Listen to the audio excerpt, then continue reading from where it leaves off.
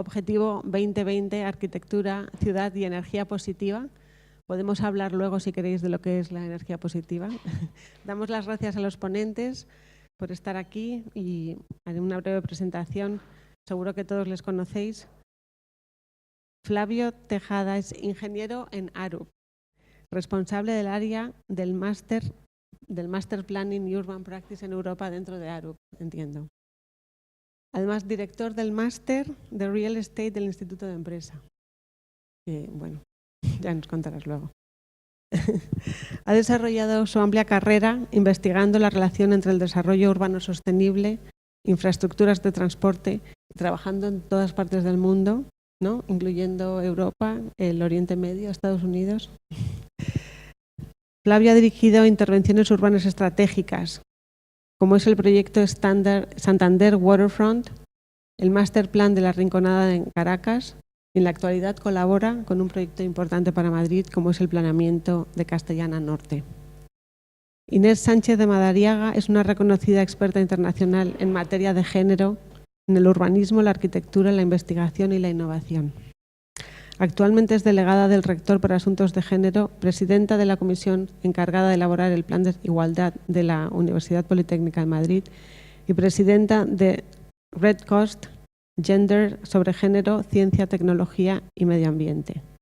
También es codirectora del proyecto Gender Innovations de la Comisión Europea y la Universidad de Stanford. Es doctora arquitecta por la Universidad Politécnica de Madrid y Master of Science por la Universidad de Columbia, Nueva York, donde estudió con una beca Fulbright. Es profesora titular de Urbanismo y Ordenación del Territorio en la Universidad Politécnica de Madrid. Hola, Fernando. Fernando Fernández Alonso es arquitecto y urbanista por la Universidad Politécnica de Madrid, socio desde el 1999 de la consultora AUIA, profesor de planeamiento urbano en la ETSAM en esta universidad, miembro del Consejo Asesor de Urbanismo del COAM y secretario del Club de Debates Urbanos.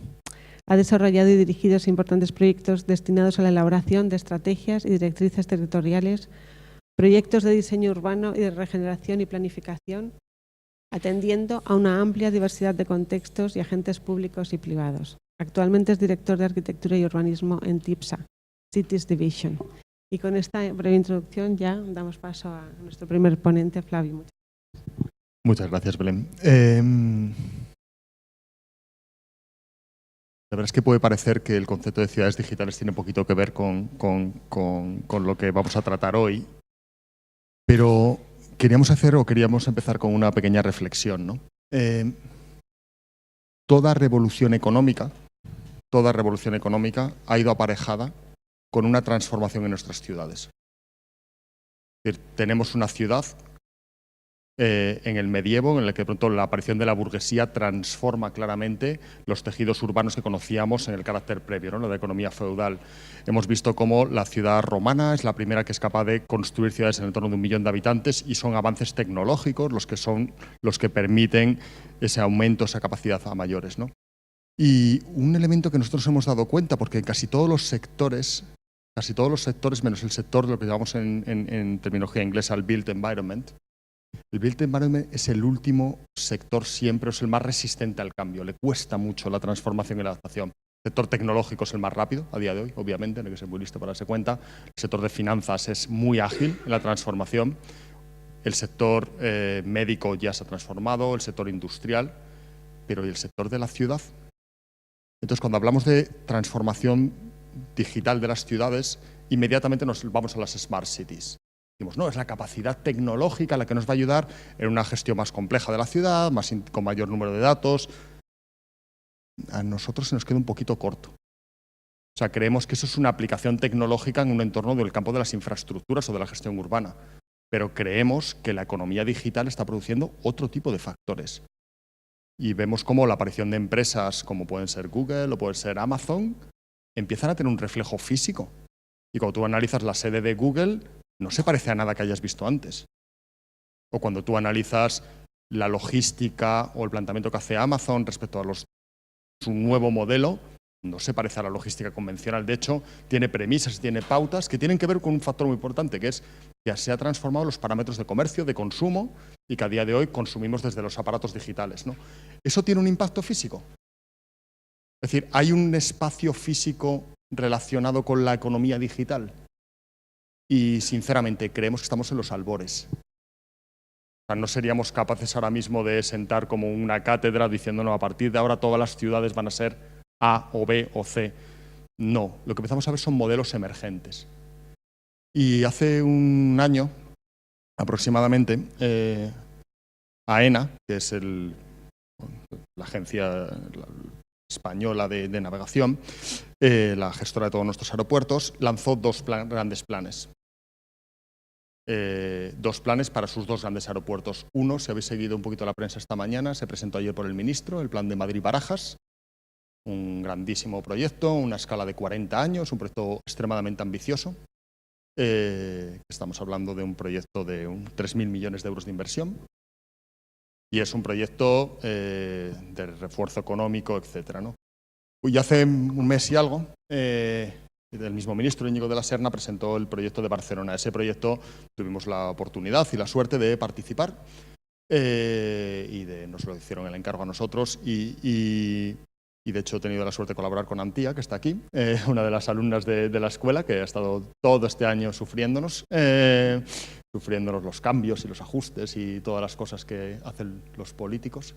Entonces, la verdad es que fue un proceso apasionante porque, en el fondo, nos empezamos a preguntar, en una ciudad que suele ser estandarte de la vanguardia, en el contexto europeo, si era la ciudad correcta para explorar cuál es ese nuevo impacto de la economía digital, ¿no?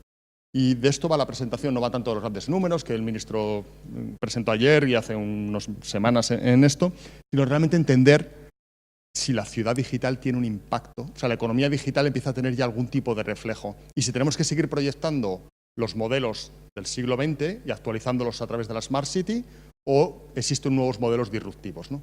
Y es una exploración. Es una mera exploración, pero es una exploración que requiere levantar en el mercado 1.200 millones de euros. Por lo tanto, es una exploración que hemos tenido que luego comprobar con agentes económicos y les hemos estado preguntando, y agentes sociales, agentes administraciones, si realmente esta visión era compartida por ellos, ¿no? Y luego os iré comentando un poco qué han visto mejor, qué han visto peor, ¿no?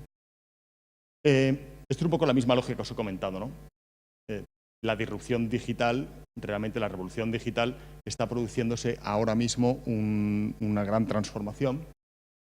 Y es un poco lo que os comentábamos, ¿no? O sea, vosotros, Barcelona siempre ha sido esa ciudad que es capaz de componer los Juegos Olímpicos juntando a Queen con Montserrat Caballé, ¿no? O sea, la tradición, la ciudad, la cultura, el arte, la sofisticación, conjuntamente con una de las bandas en aquel momento más vanguardistas, y de hecho es una imagen que yo creo que todos los que tuvimos la oportunidad de disfrutar de los Olympics en Barcelona nos quedó diciendo, joder, estos tíos saben realmente apostar por vanguardia y proyectar una imagen al mundo, ¿no?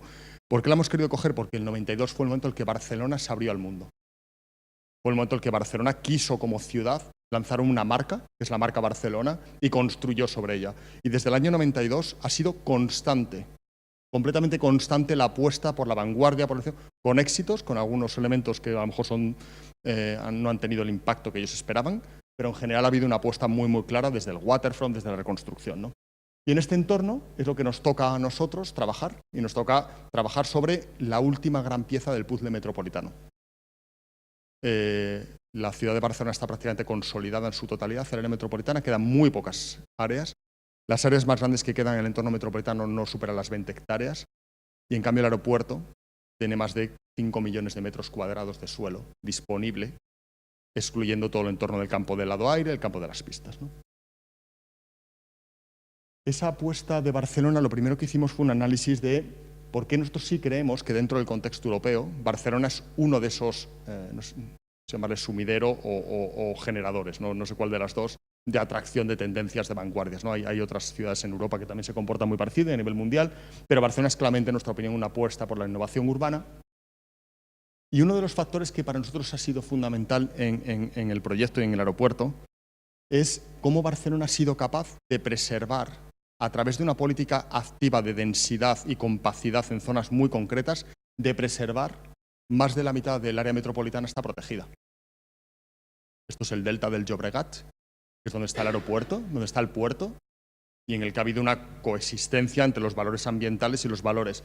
Porque siempre se ha tenido claro en la planificación territorial, en la planificación urbana, desde la época del plan metropolitano y históricamente, que el medio ambiente es un agente activo en la construcción del territorio, no es un receptor de impactos. Esa es la vieja lógica casi, digamos, preservacionista. El medio ambiente recibe impactos, no. El medio ambiente es un activo del territorio.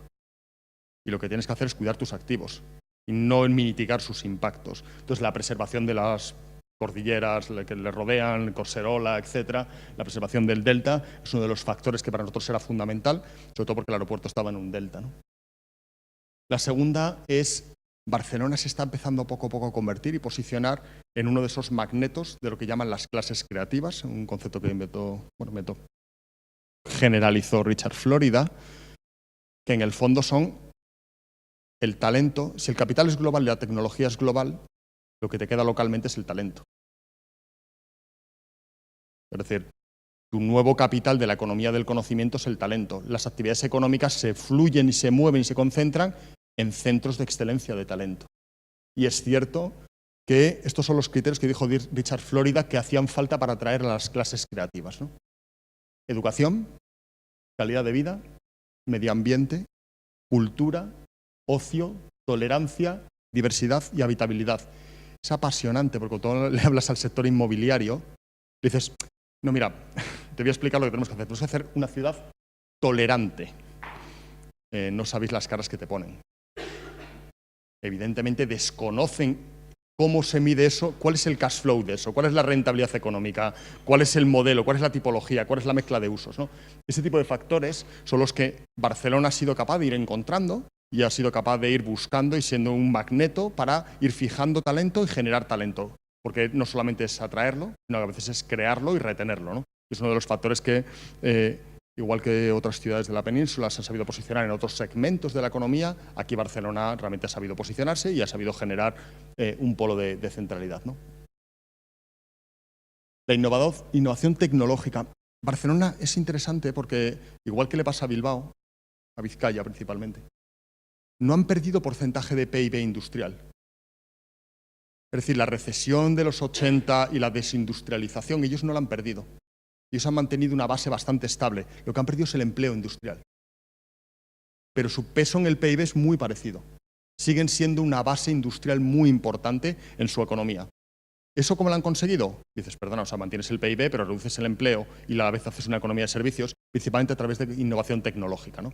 Esto es una de las ampliaciones del puerto de Barcelona. El puerto de Barcelona ha sido capaz, a partir de grandes operadores globales, de atraer nuevas terminales de nueva generación de vanguardia y han sido capaces de posicionarse y convertirse en uno de los hubs logísticos de Europa a base de innovación tecnológica o atraer a aquellas empresas que podían aportarla, ¿no? Cualquiera de estas terminales cuesta literalmente un Potosí. Valen en el entorno de 500 millones de euros, sin contar la obra civil de los muelles y los movimientos de tierra. Este es un proyecto, supongo que conocéis el entorno de 22@. Esto es la plaza de la... Bueno, no es las glorias, pero es uno de los... es el Mediatek, o tiene un nombre así. Principalmente lo que se dieron cuenta es que empezaron a explorar esa idea de si el talento es la clave, el talento es el único activo que se multiplica al compartir. Todos los activos económicos, al ser divididos, se dividen, menos el talento, que al compartirlo eres capaz de aumentarlo exponencialmente. Pero para que el talento se multiplique exponencialmente no hay que hacer mejores edificios, sino que la apuesta que hace Barcelona es hacer mejores espacios públicos. El talento se encuentra en el espacio público. Y en esa línea Barcelona lo tiene clarísimo.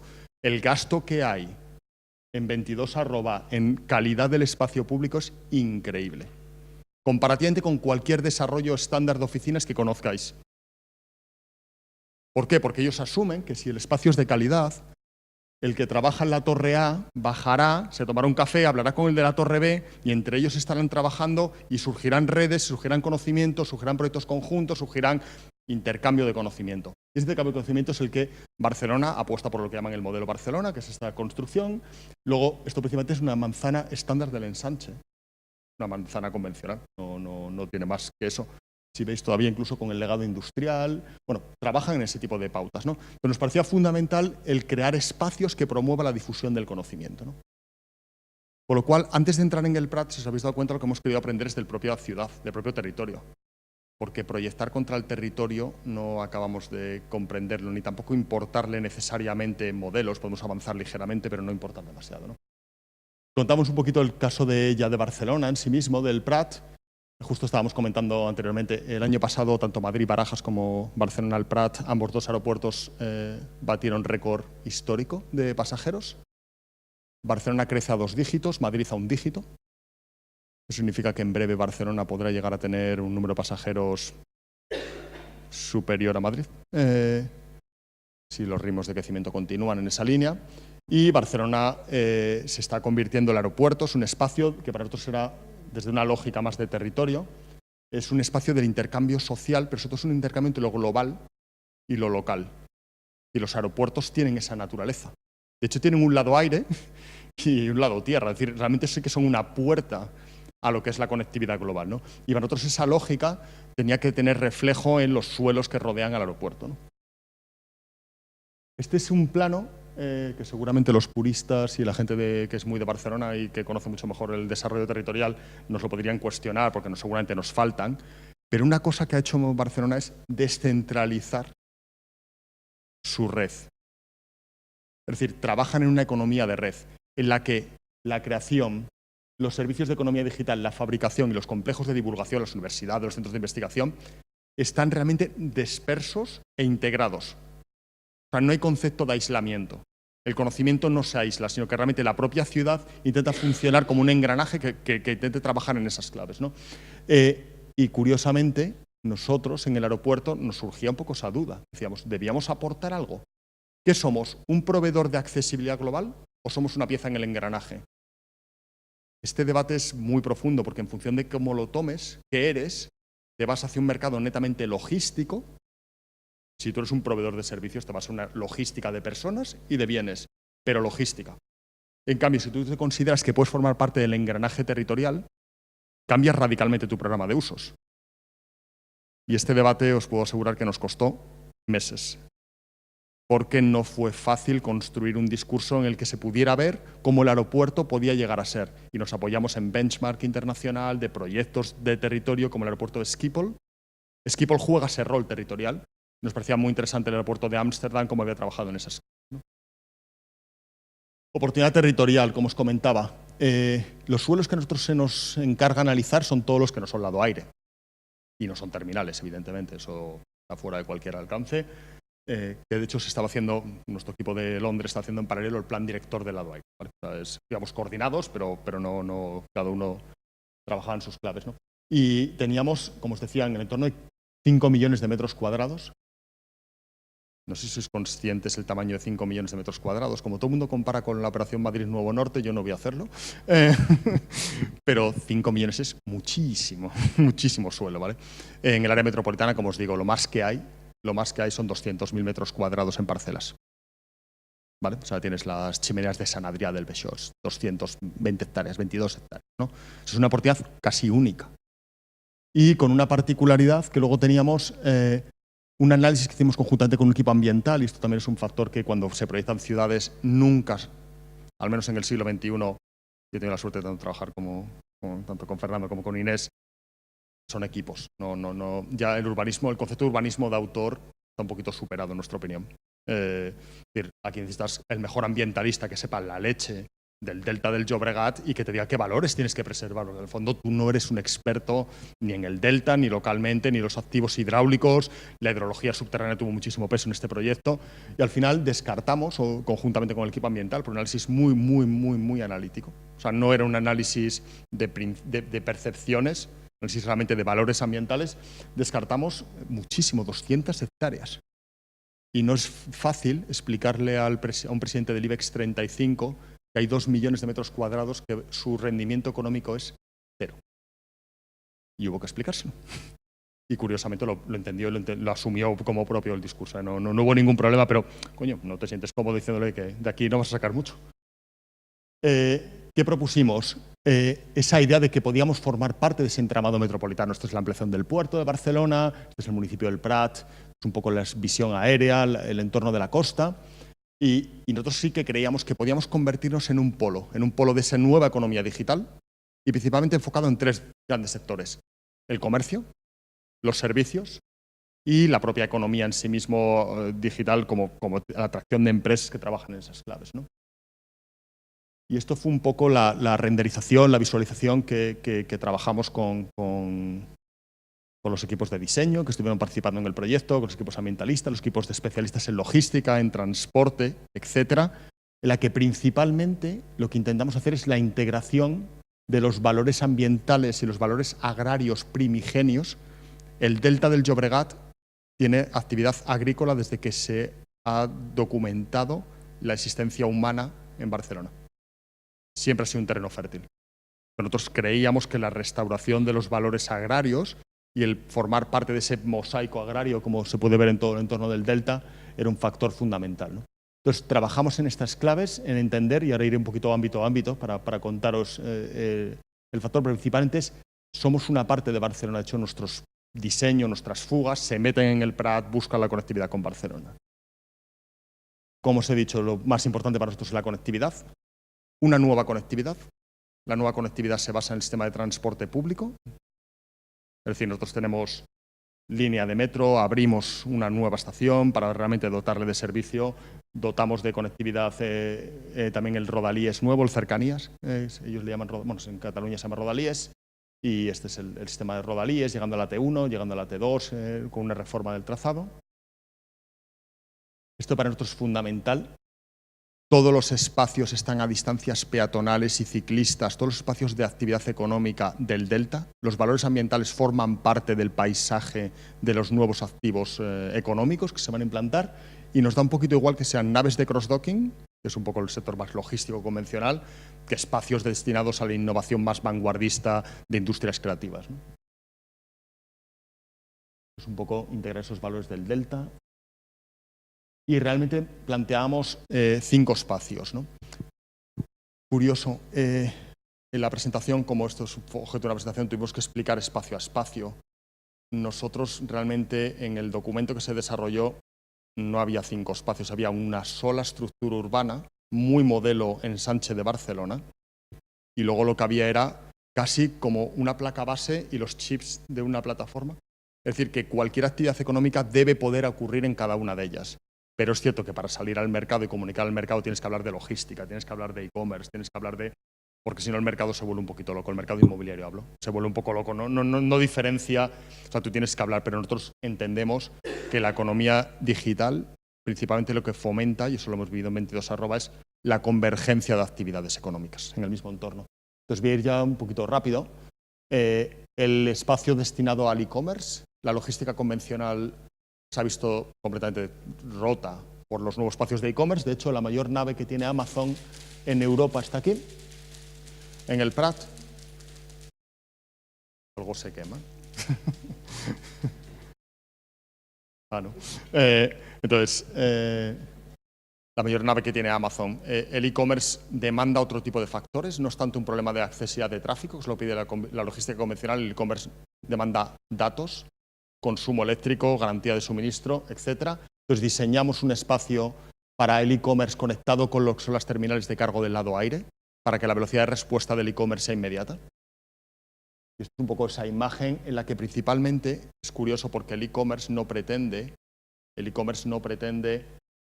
bueno, sí pretende la robotización interior de casi todos los servicios. O sea, si habéis visto, mirad un poquito en YouTube los vídeos de Amazon, de los jacks, estos que tienen ruedas y suben y bajan. Su concepto es eliminar la mano de obra interior. Pero es curioso, demandan profesionales de alto muy cualificados, demandan ingenieros de software, ingenieros mecánicos, ingenieros... Entonces, un poco el concepto es intentar trabajar en ese tipo de pautas, es decir, que los espacios sean para atraer al tipo de perfil, no tanto para atraer una mano de obra y unos camiones que, bueno, Amazon ya está trabajando en vehículos autónomos para el reparto. Entonces, no creemos que dure mucho la lógica del supply chain actual, ¿no?, que tenemos. La segunda es el parque logístico más convencional. Este sí que es más convencional, hay mercado para este tipo de productos. pero una de las particularidades, nos basamos en los modelos alemanes. La gran industria logística alemana es capaz de implantarse en espacios de alto valor paisajístico y nos parecía fundamental el ser capaz de respetar eso, ¿no? Y esto es un poco la imagen. Esta nave en particular es esta y por aquí pasa uno de los canales de drenaje y nos parecía fundamental el ser capaces de integrar las energías renovables en estos grandes espacios, porque un factor que no se ha trabajado mucho en logística es la introducción de energías renovables, tanto solar como fotovoltaica. He sido yo, he pisado algo. Perdón. Vale, entonces la clave es el intentar trabajar en este nivel de parámetros, que sí, que tiene que podemos integrar las energías renovables, que podemos preservar los valores ambientales de Delta y aportar a las comunidades, ¿no? Los dos entornos de terminales, el terminal a mí siempre me encanta, ¿no? Porque está el concepto del lado tierra y el lado aire, ¿no?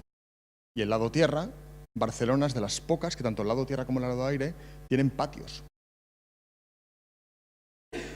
Cuando tú estás dentro del terminal, hay espacios abiertos, a cielo abierto, porque por su clima, evidentemente. También lo tiene Mallorca, Palma también tiene, ¿no? Claro, nosotros decíamos, joder, si reinventamos el concepto del lado tierra, y si lo que hacemos es convertimos la terminal en una macroilla, en una supermanzana, como se dice, y empezamos a trabajar en esa pauta que el lado tierra ya no hay lado tierra, sino que realmente es ciudad y lado aire. Ya está. Entonces intentamos trabajar en conectar esos dos sistemas, ¿no? Y empezamos a trabajar en esas pautas, en ese tipo de espacios, o con estos modelos. Las imágenes dan igual, no van de arquitectura, iban de percepciones, iban de conceptos, ¿no? Pero realmente esto también lo hemos visto en Nueva Zelanda, en Auckland. Su aeropuerto trabajaba un poquito en estas mismas dinámicas y nos parecía súper interesante el conectar con lo que es Barcelona, que es la calidad de vida, los patios, las manzanas, y una vez más buscando esa interacción entre el espacio público, el privado, las actividades, ¿no? Este ha hecho bastante gracia, sobre todo a los del IBEX 35 les hace gracia. A ver, nosotros tenemos una particularidad que, como en toda gran ciudad, hay los campus de oficinas de periferia, ¿vale? Y de hecho se llaman campus de oficinas. Pues nosotros, en el fondo, es que un campus, no sé, sonaba como muy extra radio. O sea, no. Y nosotros realmente es que estábamos en el Prat.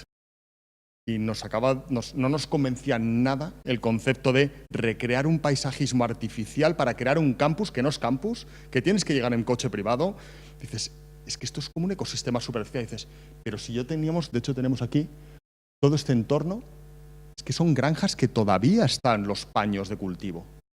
Nos vamos a crear, simplemente vamos a implantar, vamos a insertar en nuestro entorno, vamos a insertar actividad económica, pero un entorno no ruralizado, no intentado aparentar, no, es un entorno rural, en el que de pronto una serie de paños de cultivo se convierten en empresas, ¿no? De todo ha habido en la viña el señor, en la reacción inmobiliaria, este tipo de productos, desde los que les han apasionado, sobre todo la gente que invierte en producto inmobiliario de capital riesgo relacionado con knowledge intensive sectors, o sea, sectores intensivos en conocimiento, les ha apasionado, a los promotores convencionales que han dicho que qué leches es esto, que no nos acaba de convencer. Entonces a eso les hemos dicho, iros al Airport City, que eso os va a gustar más, ¿no? Pero es muy importante el tener diversidad, ¿no? Y la última, muy importante, juntar la industria de hangares de mantenimiento, etcétera, juntarla con los espacios de industria 4.0, ¿no? La demanda a día de hoy, las grandes capitales europeas de suelo industrial, y no hablo logístico, hablo industrial, para industrias que se vuelven a implantar en territorio urbano, es elevadísima. ¿Qué ocurre? Que en el sector inmobiliario eso no se mide, porque el promotor de una fábrica es la propia empresa que fabrica. Entonces no forman parte del sector, no están en los anuarios, no están en los análisis, y solamente conociendo al tejido productivo eres capaz realmente de identificar esta demanda, ¿no? Y en Cataluña hay algunos agentes que sabes claramente que mueven el tejido industrial y les hemos estado preguntando y nos han dado una respuesta súper positiva porque creen que un espacio en el Prat es fundamental, ¿no? Esto es un poco esa idea del hangar, realmente no será así, hay que abrir una valla, pero bueno, queda bonita. Entonces la idea es un poco trabajar en esas claves, ¿no? Conclusión, un poco la gran propuesta, la edificabilidad. Nos apasiona el Plan Metropolitano de Barcelona. Todo es denso, siempre es denso, no hay debate sobre la densidad. A nadie se le ocurre cuestionar la densidad, ¿no? ¿Por qué? Porque al final son conscientes que para preservar los activos ambientales deben de dotar de densidad. Entonces, tenemos 1.800.000 metros cuadrados, es un plan a 20 años, es una inversión en infraestructuras de 225 millones, la total son 1.200 millones. Y todo esto que subyace detrás, un factor que para nosotros es fundamental. Si AENA es responsable con el territorio, tanto el territorio como AENA serán más competitivos. O sea, la responsabilidad social corporativa, la sostenibilidad como actividad económica, los grandes operadores de suelo deben de ser responsables. Y nosotros creemos que habrá mucho más negocio, mucho más sostenido, haciendo un plan que preserve los valores ambientales del delta, culturales, etnográficos, que otro tipo de factores. Estos son un poco los grandes factores de los grandes datos, ¿no? Por ejemplo, una cosa que sorprendió mucho en AENA es proponer equipamientos dentro de su sistema general. No hay por qué poner equipamientos. Nosotros no tendríamos por qué haber puesto ninguno. Y dijimos, pero si vamos a construir un cacho de Barcelona, ¿cómo no vamos a poner equipamientos? Y AENA lo entendió perfectamente al cabo de 2 reuniones. Y eso es un poquito lo que queríamos comentaros, ¿vale?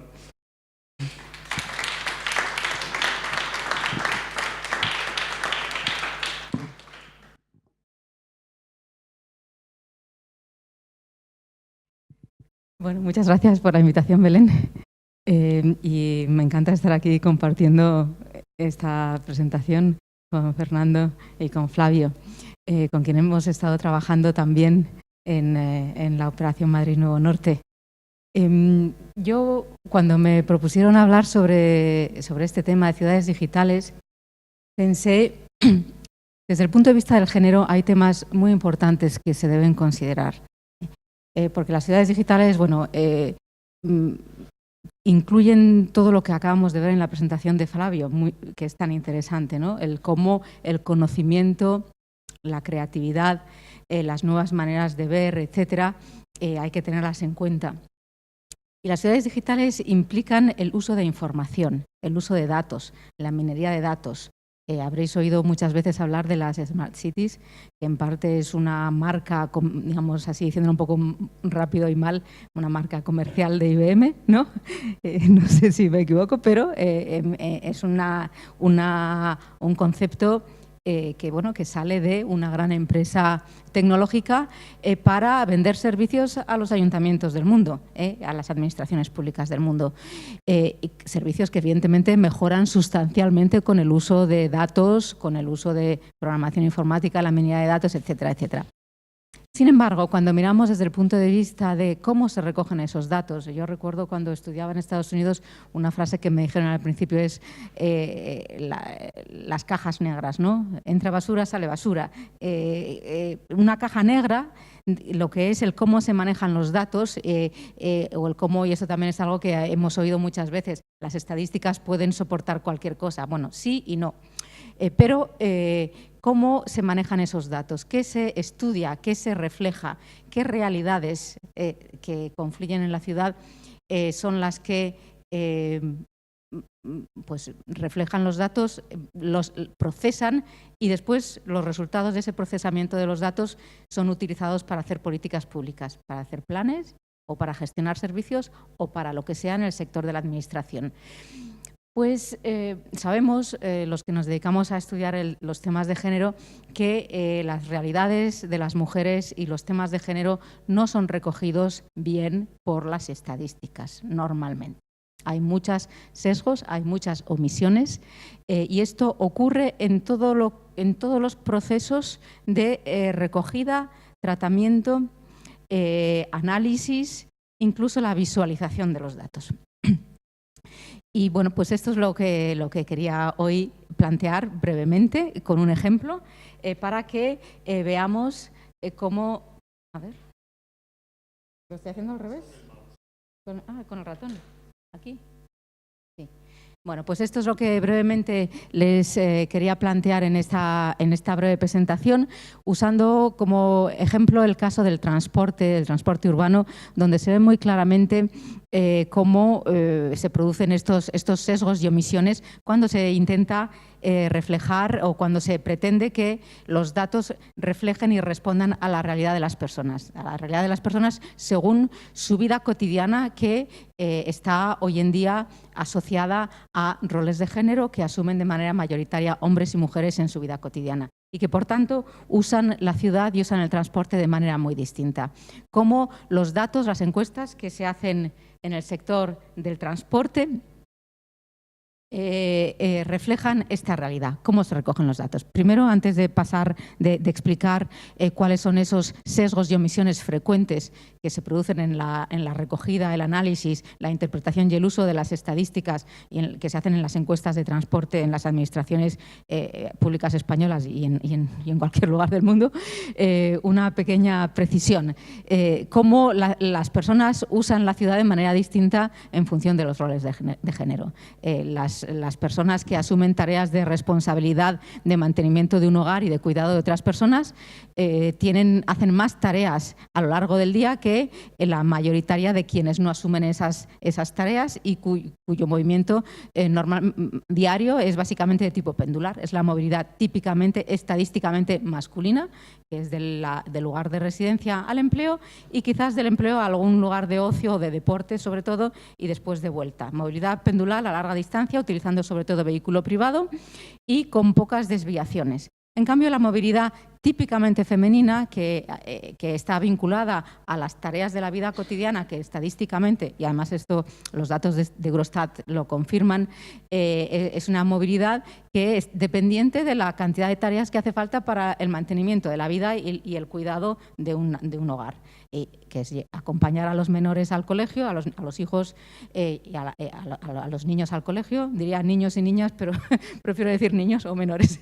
Al colegio, ir a trabajar, porque la mayor parte de las mujeres trabajan, si bien precisamente por la complejidad de estas tareas, cuando se tienen personas menores a cargo, muchas mujeres no se ven forzadas a obligar a trabajar a tiempo parcial, porque es imposible en las 24 horas del día hacer en los tiempos recorridos con las infraestructuras de transporte existentes, los horarios existentes y los requisitos de la vida moderna en cuanto al cuidado y la atención de menores y de personas mayores y enfermas también muy a menudo, hacer todas esas tareas en 24 horas. Y entonces muchas mujeres no tienen más remedio que trabajar a tiempo parcial y algunas ni siquiera pueden integrarse en el mercado laboral o no pueden progresar en sus carreras porque es materialmente imposible. Entonces, en este esquema se ve de manera muy sintética cuáles son los desplazamientos en diagonal en la ciudad a lo largo de las 24 horas del día de una persona que tiene responsabilidades familiares. Algunas de estas tareas se hacen en el hogar, pero cada vez más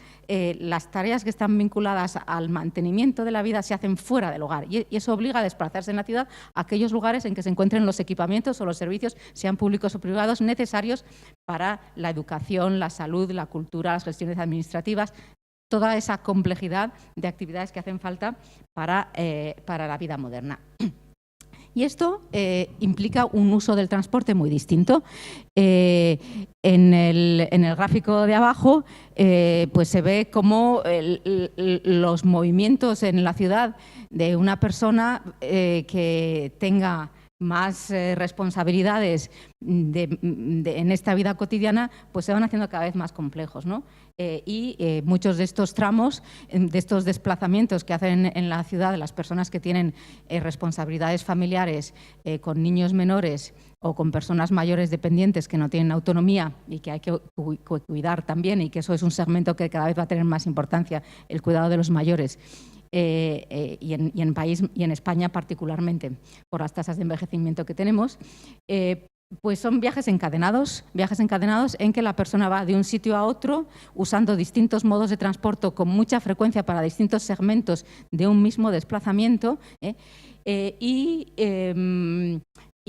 con algunos segmentos incluso a pie. Y bueno, esto cada uno o cada una, porque esto lo hacen mayoritariamente las mujeres, pues se construye el cómo se resuelve esta movilidad según las posibilidades económicas, según la localización de los servicios con respecto a la vivienda y al empleo que se tenga, etcétera.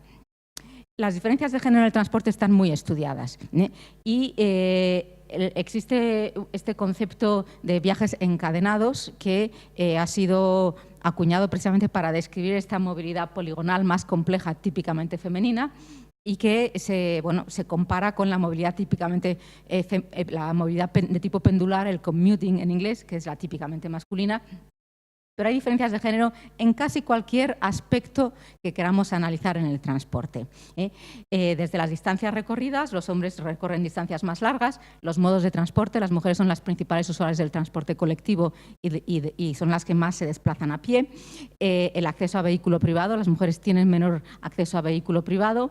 Esto con algunas excepciones en algunas franjas de edad y en algunos países. En Estados Unidos la tasa es prácticamente igual, pero en el resto del mundo no es así.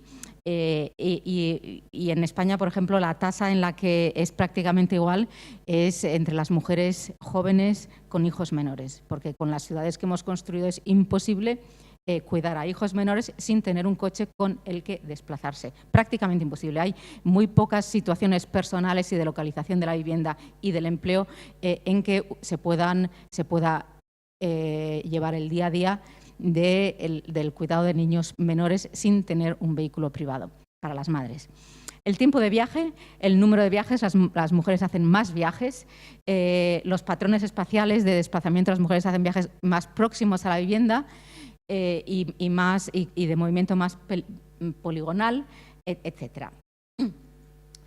Bueno, pues les voy a explicar ahora algunos de los sesgos, ¿no? Cómo todo esto, esta realidad que acabo de describir así muy brevemente, esto es el resultado de un trabajo que hice para el Ministerio de Fomento hace unos años, los resultados están publicados en varias revistas internacionales, pero les explico muy brevemente. Todas las administraciones públicas españolas utilizan un concepto que me parece delirante y que, bueno, para los ingenieros es muy lógico, pero desde el punto de vista de la movilidad real de las personas no tiene ningún sentido, que es la movilidad obligada. Los ingenieros, y yo esto he preguntado a ingenieros de caminos catedráticos de transporte, ¿de dónde viene este concepto? Ninguno me lo ha sabido explicar. O sea, que está tan embebido en la concepción disciplinar que ni saben de dónde procede esta idea. Llaman movilidad obligada, en Francia existe el mismo, esto lo he verificado.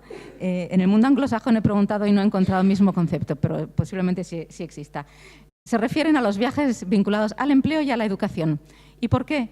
Porque son obligados, es obligado a entrar a una hora determinada y uno está obligado a trabajar por un contrato legal. Y está obligado a venir a estudiar pues porque está matriculado y tiene que venir a estudiar.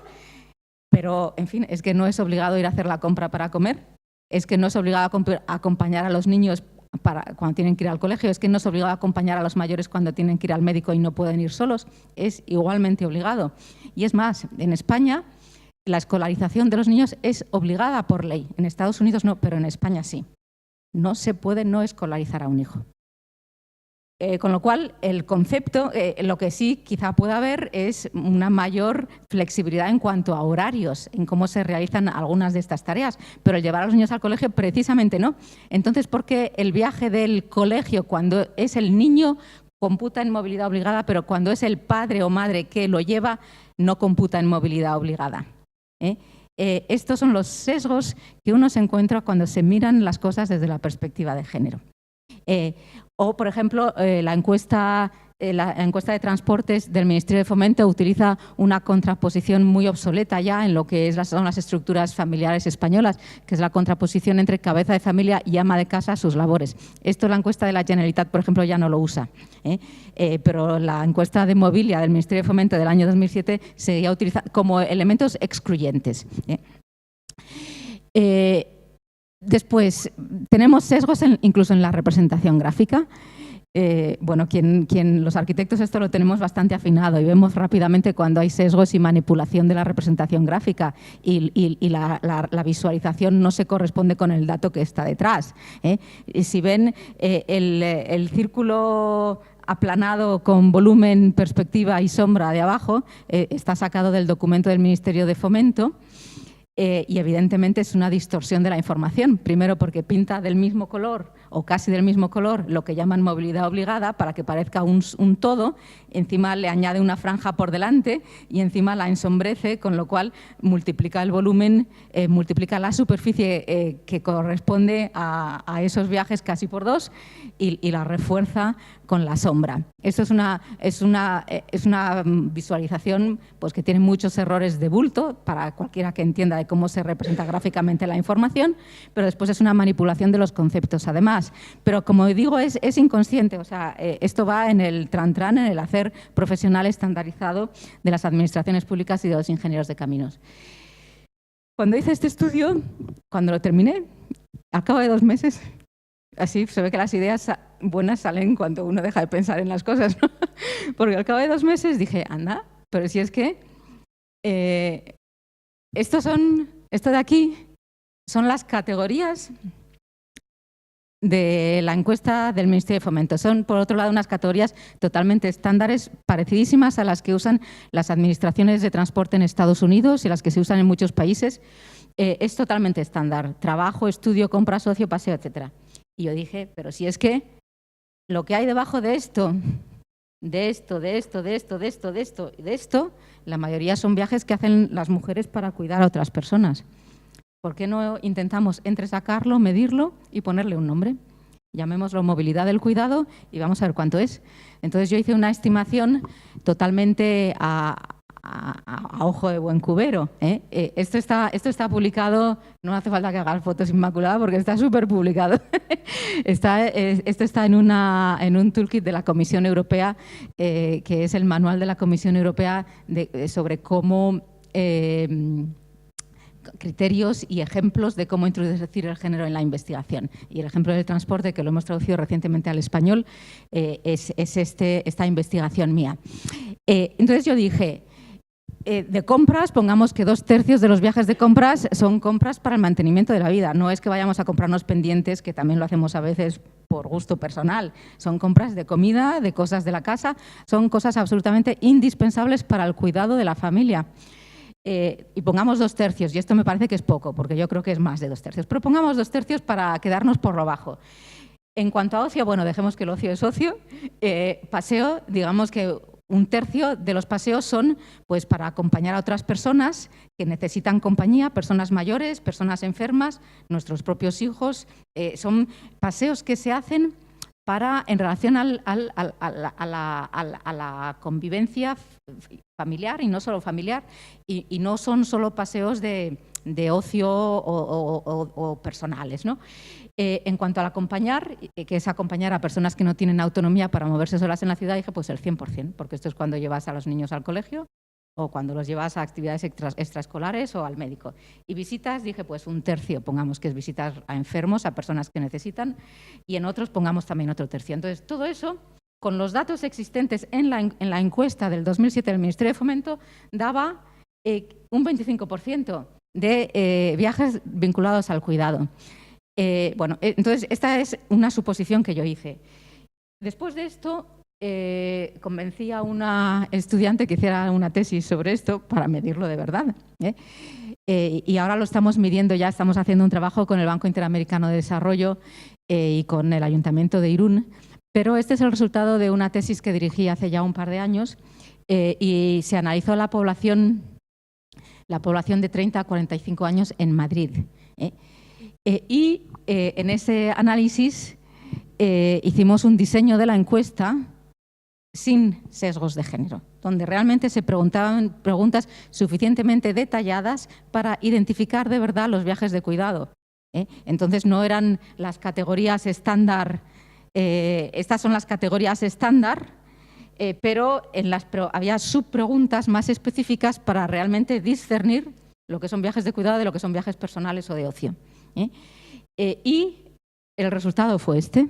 Para la franja de 30 a 45 años, en Madrid, el 29% de los viajes tenían que ver con actividades de cuidado de personas y de mantenimiento del hogar, lo cual confirma incluso con creces un poquitín más los resultados que yo había presupuesto así un poco a ojo, ¿no? Bueno, esto aquí lo dejo para pensar, pero se puede pensar mucho más. Ahora estamos, como digo, haciendo un estudio muy similar para el Ayuntamiento de Irún. Esto tiene que ver, y que me quedan 2 minutos, ¿no? O ya hemos pasado, es que no he mirado el tiempo. 2 minutos muy brevemente. El otro aspecto que hay que mirar cuando se miran los temas de género, o sea, por un lado es mirar los contenidos sustantivos del urbanismo, de la arquitectura, del transporte, de qué se está haciendo, qué sesgos hay, cómo se refleja o no se refleja la realidad de la vida de hombres y mujeres en función de los roles de género. Bueno, me olvidé de decir, y volviendo para atrás, esta encuesta de Mobilia no cuenta, y esto es muy típico también de las encuestas, no computan los viajes de menos de 15 minutos a pie, ni los viajes, los viajes de menos de 15 minutos a pie. No los computan porque para los ingenieros no son relevantes, porque ¿qué tiene que ver eso con la capacidad de las infraestructuras en hora punta, que es en realidad lo que están mirando? O sea, la idea que subyace a la idea de la movilidad obligada es cómo calculamos la infraestructura en hora punta. Pero eso no tiene nada que ver con lo que la gente necesita, la mayoría de la gente necesita fuera de la hora punta. En hora punta sí, por supuesto, pero después es que las políticas de transporte tienen que responder a la realidad de las personas y no solo a temas excesivamente centrados en las necesidades de las infraestructuras ingenieriles. Bueno, ¿cómo se sigue con esto? Siguiente aquí. Siguiente. Bueno. Pues además de mirar a esto, ¿por qué existen todos estos sesgos? Bueno, pues existen todos estos sesgos porque todas las disciplinas y las prácticas profesionales, las prácticas institucionales han sido construidas desde la experiencia vivida normativa de los hombres, masculina. Y por eso el tema de la presencia de las mujeres en la profesión y en la academia es importante, porque es un elemento que va poco a poco integrando nuevas perspectivas, aunque no es automático el que la presencia de mujeres suponga la integración de nuevas perspectivas que reflejen mejor la realidad de las mujeres. Hace falta saber, no basta ser mujer, porque y además esto, al principio, cuando en una profesión muy masculinizada, las primeras mujeres que se integran en esa profesión, se integran las pioneras en un proceso que se ha llamado de aculturación, que significa absorben los valores dominantes porque si no, no hay manera de integrarse. Entonces haces lo que hace todo el resto y tu experiencia vital se queda aparcada por ahí y al revés, procuras que se vea lo menos posible porque si no, no te integras en el funcionamiento. Entonces, sobre todo en estadios iniciales de integración de mujeres en un ámbito muy masculinizado, es muy difícil que haya cambio en la aproximación a los temas para que reflejen mejor las realidades de la vida de las mujeres. Hace falta que pase más tiempo, que haya una cierta masa crítica de mujeres y hace falta que haya un repensar de la disciplina desde esa perspectiva de cuáles son las realidades y las necesidades de la vida real de las mujeres en lo que afecta a la disciplina en particular, sea el transporte, la ciudad, la arquitectura, la medicina o lo que fuere, ¿no? Y entonces, para terminar, os voy a mencionar muy rápidamente algunos temas que tienen que ver con esto de la presencia de las mujeres. Y estos son datos del estudio que hicimos dentro del proyecto Trigger, un proyecto desde el que se ha hecho el Plan de Igualdad de la Universidad Politécnica de Madrid. Son los datos de la carrera en la Escuela de Arquitectura, donde se ve que es una carrera que ya está feminizada, pero esto se llama gráfico de tijeras. A medida que se avanza en la progresión profesional, las mujeres van desapareciendo. Hay un 60% de mujeres entre las alumnas, entre el alumnado, pero hay solo un 4 y pico % de catedráticas en la Escuela de Arquitectura. Es una proporción que, curiosamente, es peor que en las ingenierías. Las ingenierías, siendo que no están feminizadas entre el alumnado, esta gráfica de aquí es la media de la UPM, que esta es la portada de la publicación que hicimos, esta es la media de la UPM. En la media de la UPM, claro, esto está deformado por la existencia de la Escuela de Arquitectura, que es muy grande y tiene muchas chicas.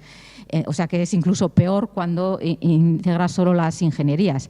La presencia de mujeres entre el alumnado de ingenierías está alrededor del 25%, en el 20 y tantos, pero en el final de la carrera hay más mujeres aquí, tanto en porcentaje como en números absolutos, que en arquitectura, que está totalmente feminizado, y esto está invertido. O sea que el techo de cristal, curiosamente, es mayor Y el gráfico de la izquierda es un cálculo que hicimos del índice de techo de cristal, que es un índice que ha desarrollado la Comisión Europea para medir la presencia relativa de hombres y mujeres en los lugares más avanzados de la profesión en relación a la masa inicial existente total de mujeres y de hombres en ese ámbito profesional específico. Y se ve que la Escuela de Arquitectura tiene un índice de techo de cristal mucho más alto que todas estas otras escuelas de la Politécnica. Esta es la media de la Politécnica, esta es la media de España, esta es la media de la Europa de los 27. Y esta línea es 1, que es el índice en el cual no hay discriminación en cuanto a las posibilidades de progresión profesional entre hombres y mujeres.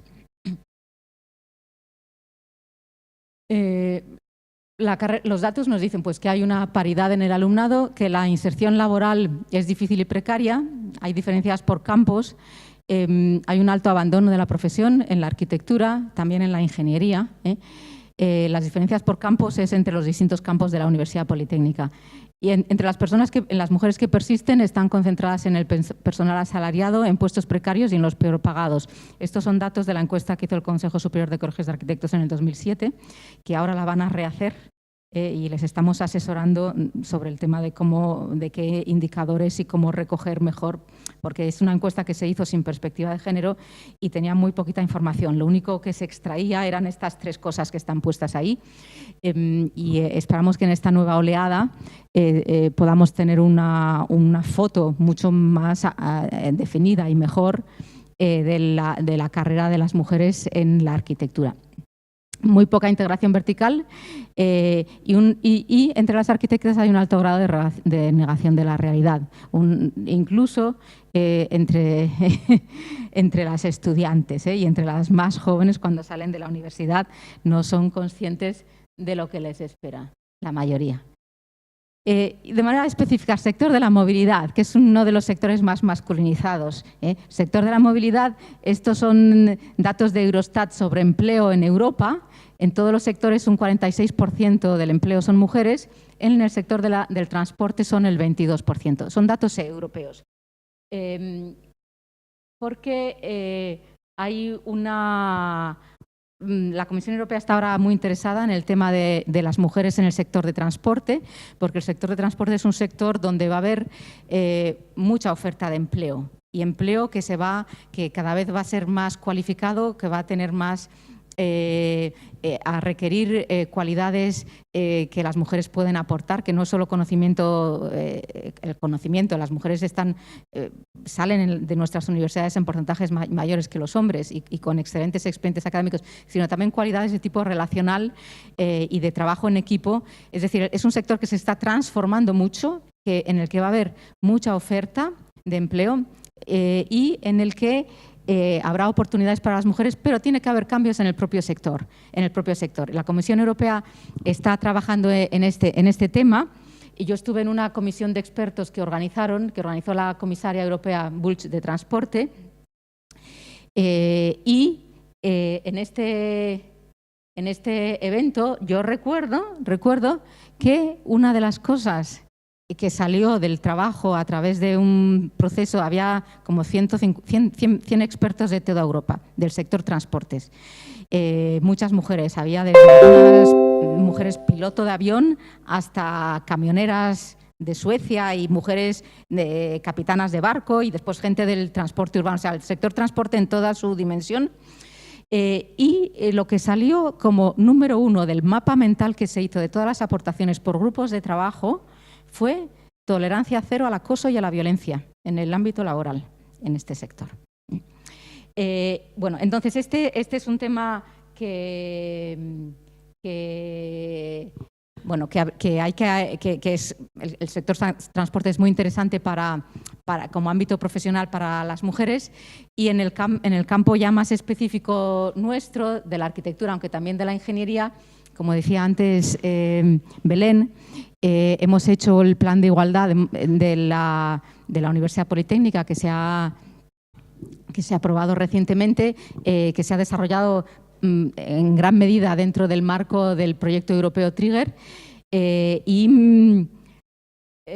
Os voy a dejar simplemente aquí una información de la Asociación de Mujeres Arquitectas que acabamos de registrar en el Ministerio del Interior, en la Asociación Nacional de Registro de Asociaciones. Está ahora en trámites y en un plazo máximo de, ya queda como 1 mes y medio, que es el tope.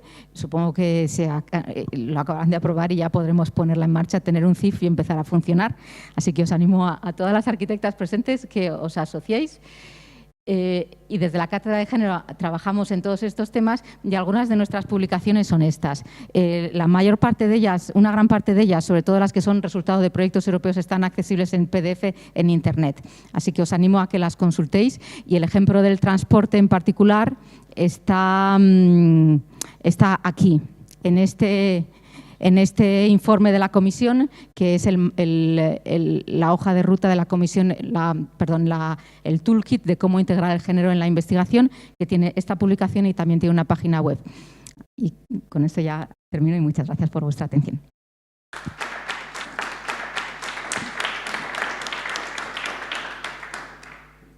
Bueno, pues yo quería hablaros de datos digitales, de nodos, datos digitales, movilidad y nodos.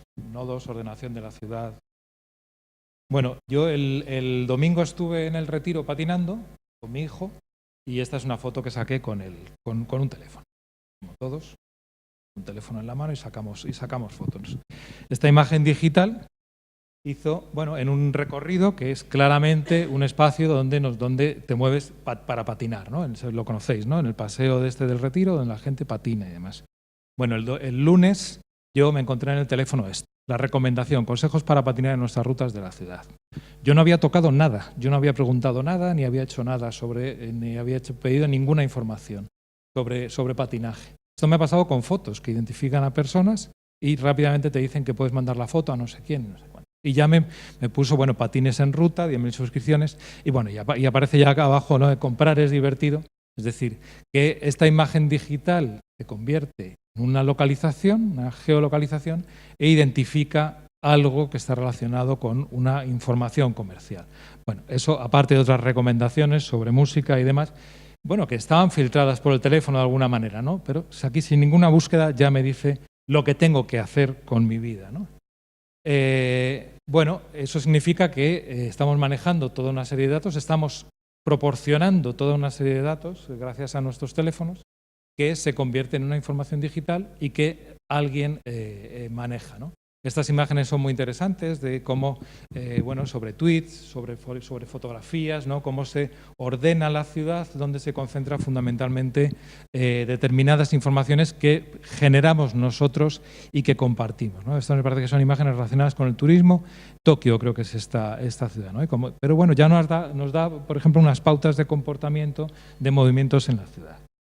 Realmente, una de las interacciones que más interesantes para nosotros dentro de esa información y en este caso sí intencionada, ¿no? Estamos generando toda una serie de datos sobre cómo nos movemos, ¿no?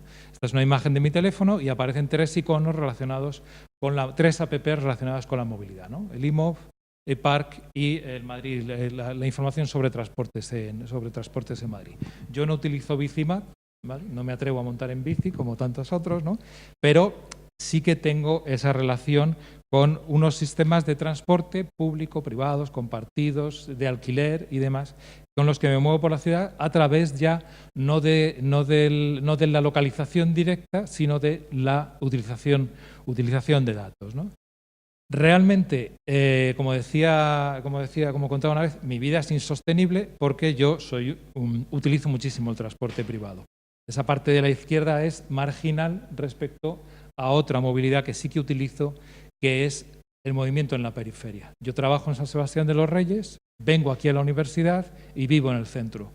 Mi vida está totalmente vinculada al coche, ¿vale? Mi vida es entrar y salir de Madrid por esa carretera, por esa autopista 1, coger atascos. Es imposible ir en transporte público para mí, absolutamente imposible.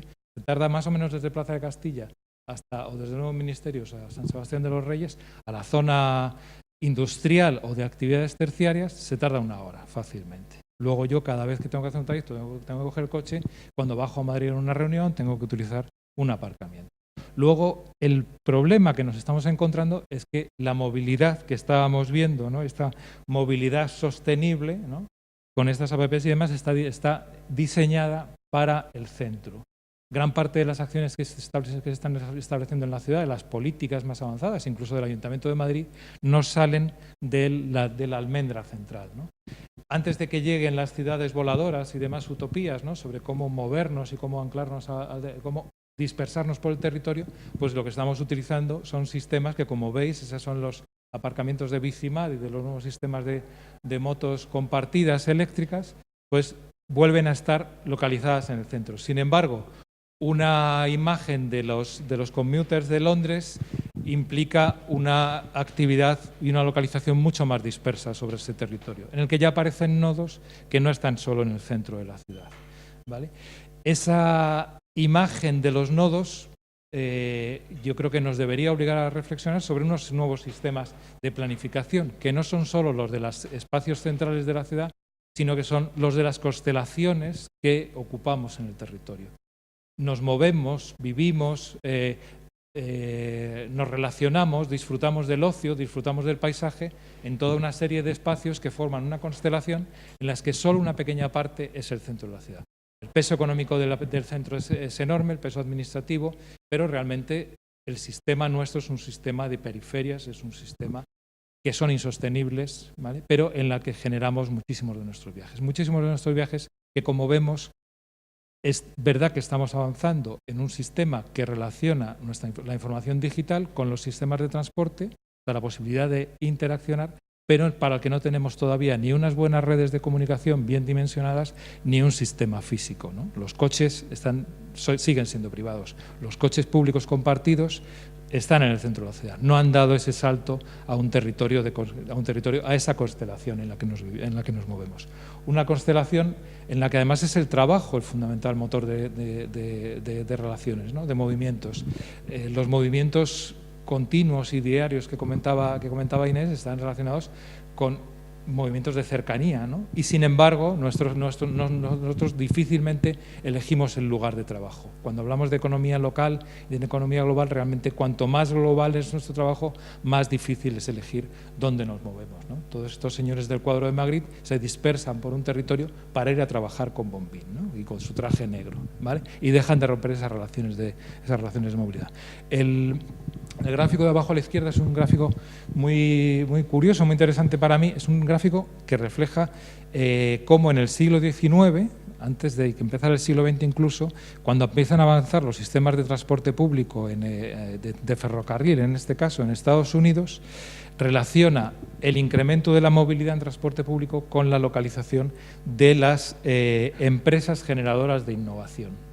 En la última franja veis cómo ya realmente la innovación crece y se relaciona directamente con los puntos donde hay mayor afluencia de transporte público, ¿vale? La relación entre empleo, innovación, que debería ser uno de nuestros objetivos, y transporte es, por tanto, muy directa, ¿vale? Antes incluso de que aparecieran la economía digital, ¿no?, ya estaba relacionado directamente. Luego tenemos que encontrar un sistema de planificación. Estamos trabajando en algunos sitios en los que ya relacionamos directamente accesibilidad con densidad, ¿vale? Hemos hablado de información digital y, curiosamente, el acceso universal a la información no ha dado lugar a una dispersión, como decía Flavio, ¿no? No, realmente el empleo se concentra, el empleo de alto nivel se concentra en los lugares donde existe mayor posibilidad de comunicación, mayor posibilidad de intercambio, mayor posibilidad de acceso a la información y mayor posibilidad de relación directa con las personas, ¿no?, con factores también como la densidad, como una posibilidad de disfrute de los usos, de disfrute de intercambio y demás, incluso de relaciones de cercanía entre empleo y vivienda. Esta es una imagen, son tres imágenes de una de las actuaciones que se están llevando a cabo en Qatar, en el que la empresa Qatar Rail Station es la operadora de los sistemas de transporte ferroviarios en Doha, y está estableciendo una serie de proyectos en torno a las estaciones, ¿vale? Entonces, algunas de ellas están relacionadas con espacios empresariales y otros con espacios urbanos, ¿no? Con espacios directamente relacionados, en este caso con vivienda, algo de oficinas y comercio. El centro de la derecha es el centro comercial, ¿no? Pero el nodo fundamental es el nodo de transporte público, ¿vale? Eso es lo que está cambiando ese mapa de las ciudades. Donde hay transporte público empiezan a aparecer grandes políticas de densificación y también de complejidad, ¿vale? Y, por supuesto, de cualificación de este espacio público. Esto es una operación muy compleja, muy densa, pero en la que uno de los objetivos fundamentales es atraer gente por los sistemas de transporte público, por la diversidad de oportunidades que genera en el empleo, en la vivienda y en el comercio, pero desde luego también por la altísima calidad del espacio público. Hemos empezado ahora un trabajo en Irún, con Inés, en el que vuelve a aparecer el transporte como el gran foco de renovación y regeneración urbana, ¿no? En esos nodos donde se va a concentrar población, donde se va a concentrar alrededor de un sistema de transporte renovado, ya no es, estas grandes infraestructuras ferroviarias ya no sirven, toda la infraestructura de transporte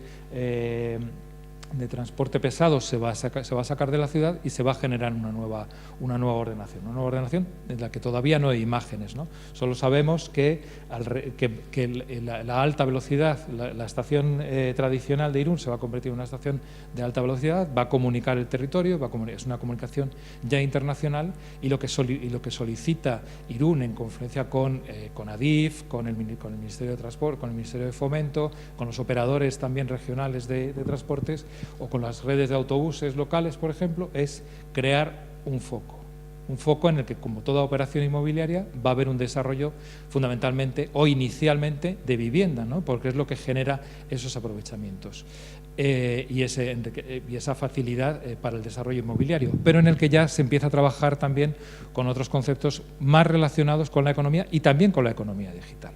Este va a ser un foco de concentración en el que ya se están estudiando otras operaciones urbanísticas europeas, en el que empieza a aparecer el parque tecnológico urbano. Los parques tecnológicos tradicionales eran parques en la periferia y aquí se empiezan a incorporar al centro de la ciudad. De manera que lo que empieza a haber es una confluencia entre empleo, información digital, por supuesto, comercio electrónico, intercambio de procesos y datos, ¿no? Y esas son las referencias que se trabajan. Ya no vale una operación residencial convencional, lo que vale ya son los usos mixtos. Ese es el proceso que ha seguido Castellana Norte, entre otras cosas, ¿no? En lo que se generan son centros de actividad directamente relacionados con el transporte y la movilidad, ¿no? Bueno, esa movilidad no es ese acceso o deseo de movilidad, no es una cosa solo de las ciudades globales o de las ciudades más avanzadas, ¿no? Las ciudades del primer mundo, sino que es realmente lo que está provocando también la regeneración urbana en países emergentes, ¿vale? Esto es Kampala, es el centro de negocios de Kampala, que el centro de negocios lo que es un sitio donde se concentra toda la movilidad, en este caso en furgonetas, en sistemas de transporte que están deteriorando. Fundamentalmente son gente que se mueve en motos, andando, y en sistemas de transporte, en furgonetas compartidas de estas, ¿no? Y lo que genera es un enorme deterioro de los centros urbanos. Un deterioro, pero también una oportunidad, ¿vale? La posibilidad de regenerar la ciudad está, por tanto, concentrada alrededor de estos espacios. Esos sistemas, esa regeneración urbana, y para terminar, no es algo excluyente del no está solo destinada al primer mundo, ¿no? La regeneración urbana va a ser uno de los factores fundamentales de cambio en los países, ¿no? La nueva agenda urbana es va a ser el instrumento fundamental de cambio en nuestra sociedad y en nuestras ciudades, y está basada en sistemas de planificación urbana. Dentro de esos sistemas de planificación urbana, los sistemas que relacionan la movilidad, la densidad y la concentración de actividades y la información, y entre ellas la información digital, va a ser uno de los motores fundamentales del cambio. Desde luego, el acceso al agua, el acceso al saneamiento, compartir también el espacio con los más desfavorecidos, ¿no? Es uno de los problemas fundamentales, la vivienda, ¿no? Pero los sistemas de planificación ya están orientados hacia los sistemas de transporte. Los Transport Oriented Development, los Transit Oriented Development son uno de los nodos fundamentales, y todo gira en torno al conocimiento de cómo se mueve la gente, dónde va, dónde viene, qué sistemas de transporte utilizan, ¿no? La nueva agenda urbana, yo quería traer esta imagen porque yo creo que es con lo que vosotros os vais a enfrentar. No vais a enfrentaros con un urbanismo convencional, os vais a enfrentar con un urbanismo que está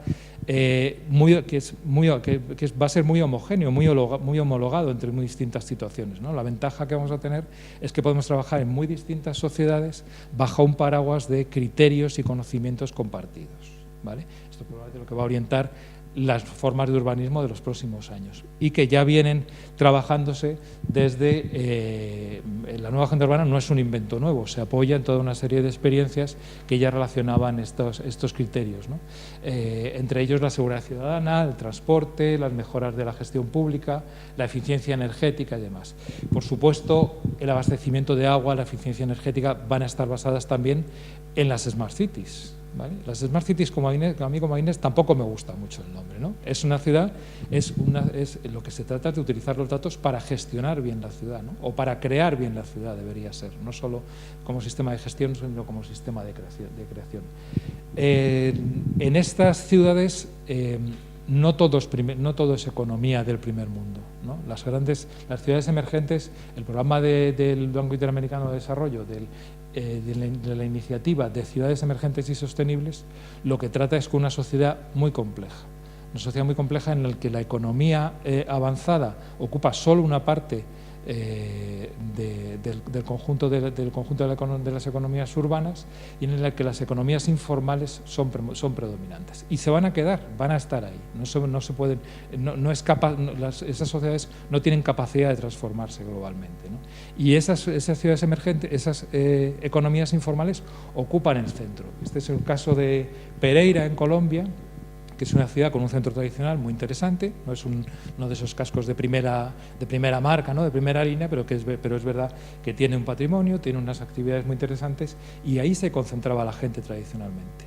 El comercio informal lo está degradando, y entonces hay un proceso de abandono, ¿vale? Las herramientas con las que trabaja el Banco Interamericano para frenar ese desarrollo, para recuperar el centro tradicional, están basadas en la movilidad, están basadas en la permanencia de las personas, en el trabajo directo con los comerciantes, que van a estar ahí, que algunos hacen actividades legales, algunos hacen actividades ilegales y algunos bastante ilegales, ¿no? al margen totalmente de la legalidad.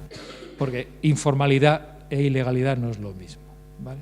Entonces, algunas de las cuestiones que se planteaban a la hora de desarrollar ese trabajo era conocer cómo se movía la gente, qué necesidades había, dónde vivían, cómo movían su mercancía, por ejemplo, cómo la necesidad de espacios físicos cercanos a la venta iba deteriorando los edificios, se almacenaban en los propios edificios, ¿no? Iban expulsando, por tanto, población y demás, ¿vale? Se creaba toda una serie de redes de comunicación peatonales, pero también de redes de comunicación con el entorno. La posibilidad de utilizar los datos para saber cómo trabaja la gente, cómo se mueve la gente, cómo se informa, cómo se relaciona y demás, yo creo que es uno de los grandes retos de estas herramientas y de estos sistemas de transformación. Vale, pues nada más, lo mío.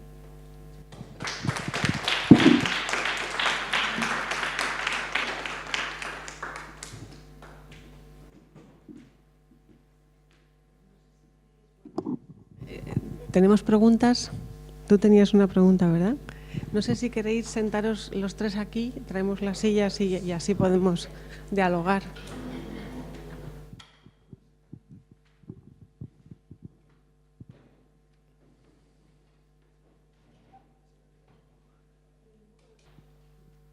Bueno, mi pregunta va sobre el master plan del aeropuerto de Barcelona,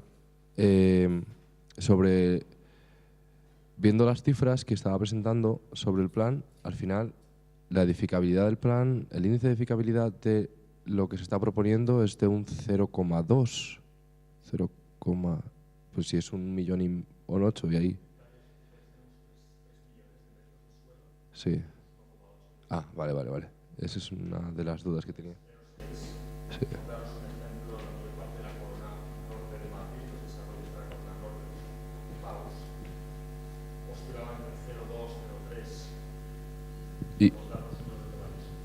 Claro, y una vez eso, la pregunta es, ¿la visión que tiene la propuesta es más dedicada a crear como una ciudad viva o en la que va a haber, por así decirlo, va a haber algo más que hoteles para el aeropuerto o va a ser más una ciudad como en verdad se ha visto casi todo, que es oficinas, smart office, Industria 4.0, que luego por la noche queda cerrada o sí?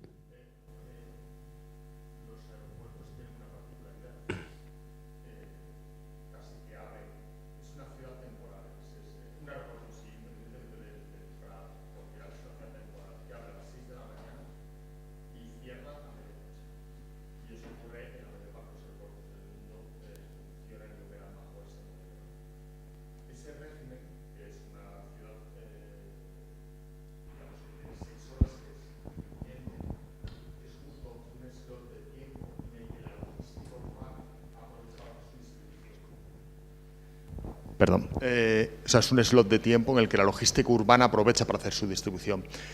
Los hoteles, evidentemente, activarán razonablemente la parte más próxima a terminales. Tampoco pretendemos que sea una ciudad vibrante durante las horas de noche. No hay residencias. Sí que se ha analizado la conveniencia de incluir el Prat con los vuelos de largo radio que tiene a Latinoamérica y a Norteamérica.